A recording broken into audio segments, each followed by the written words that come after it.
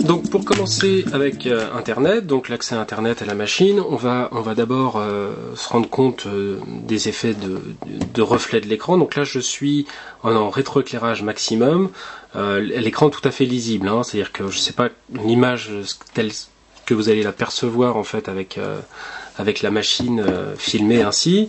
En tout cas pour un utilisateur en face de la machine, on a bien un reflet de nous-mêmes dans l'écran, mais tout est parfaitement lisible. On va commencer par lancer Google Chrome. Et là, on s'aperçoit qu'on a un accès à Internet tout à fait conforme au netbook habituel. On est en 1024 par 600, tout s'affiche correctement. A priori, de toute façon, c'est un atome, ça ne doit pas changer vraiment grand-chose. Là où on s'aperçoit que il y a quelques manques, on va dire, au niveau de l'interface et de l'ergonomie, c'est qu'on aurait bien aimé, par exemple, avoir un outil pour pouvoir scroller, faire descendre et défiler la fenêtre. Cet outil n'est pas là. Je sais qu'il y a des plugins, mais que pour Firefox. Donc il y a des plugins qui existent, qui permettent d'améliorer la navigation. On a quand même une navigation qui est très très confortable. Là où ça pose plus de problèmes, c'est dès qu'on atteint des usages spécifiques de la machine, typiquement quelque chose qui devient quand même assez commun, à savoir le flash. Donc quand on passe en flash, là on a un souci qu'on va rencontrer tout de suite. La machine n'a pas été prévue pour décoder le flash matériellement, loin de là, et donc on va se retrouver avec une vidéo qui va être plus ou moins lisible. On va attendre que la page se charge entièrement. Alors on se rend compte quand même qu'il y a des petites fonctionnalités sympathiques. Par exemple, si je clique longtemps, logiquement, le bouton devrait m'afficher un menu avec voilà, clic droit par exemple. Donc ça permet de rafraîchir la page, etc. Il y a des petits trucs qui ont été rajoutés, donc qui permettent vraiment d'utiliser l'écran et l'affichage je peux sélectionner un bout de texte, cliquer dessus, voilà. Donc là je fais un clic droit et je peux le copier. Donc d'un point de vue interface, il y a plein de petites choses. On aurait aimé juste une petite fonctionnalité, voilà, de scroll, un petit bouton, une petite molette, quelque chose pour pouvoir scroller plus facilement. Alors, une vidéo, donc. Je vais baisser le son. Et bienvenue sur cette deuxième quotidien. Voilà. Donc on a une vidéo qui est quand même très saccadée. C'est-à-dire que là je suis en mode super performance, je donne le maximum de ce que peut donner la machine au niveau performance sur batterie, hein, donc là j'ai pas de fil. Et on n'a pas une lecture de vidéo flash qui est fluide. Donc ça c'est vraiment un petit peu dommage par rapport à l'usage qu'on peut faire de la machine. C'est-à-dire que si vous comptez utiliser l'engin pour streamer, pour regarder dans votre canapé des vidéos YouTube, c'est raté. C'est-à-dire que ça fonctionnera pas, c'est pas prévu pour ça. On est limité à un usage, on va dire, des sites d'information, un NetVibes ou des informations comme ça, mais autant on peut afficher des images sans problème, autant tout ce qui va être flash, etc. posera vraiment, lui, par contre, vraiment des soucis. Alors, c'est d'autant plus dommage que la machine en elle-même est tout à fait capable de faire beaucoup mieux. C'est-à-dire que le chipset intégré est très performant, notamment en HD. Il a simplement pas été codé pour pouvoir s'occuper matériellement du flash. Donc ça va peut-être venir. En attendant, il faudra se contenter vraiment d'un netbook d'appoint qui est capable juste de lire des données, on va dire, textuelles. On va lancer le site AVComics.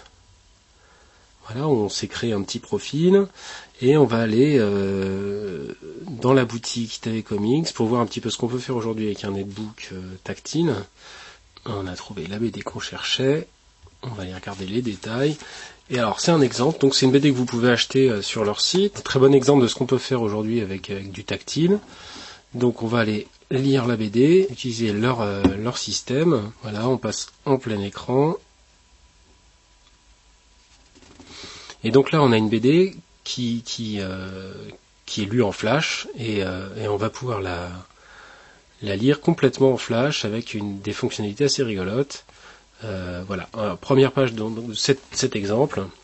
Donc on a une BD qui est lisible mais qui nous montre vraiment cette première page de façon complète et la possibilité ensuite de naviguer dans celle-ci de façon assez intelligente. Voilà, donc là on a le texte qui est lisible et on peut naviguer de bulle en bulle en fait pour comprendre le sens de lecture de la BD. Donc voilà, typiquement AVComics a pensé une application qui vraiment s'exploite très bien avec un netbook. Là c'est une version de démo. mais ça rend vraiment quelque chose d'assez intelligent et le rendu est vraiment bon. Donc ça, c'est des choses qui vont être amenées à se développer. On a beaucoup d'autres personnes qui exploitent des données numériques. C'est assez bien fichu et assez intelligent. Donc on a évidemment tous les readers. Donc voilà avec e-reader ce que ça peut donner typiquement. Donc là j'ai des histoires extraordinaires d'Edgar Allan Poe, double assassinat dans la rue Morgue. Je peux changer la taille de l'affichage, des lettres. J'ai une lisibilité tout à fait convaincante. Il suffit pour avancer de cliquer du bout du doigt ou de revenir de cliquer du bout du doigt. On peut placer un marque-page sur la page pour y revenir. C'est très convivial.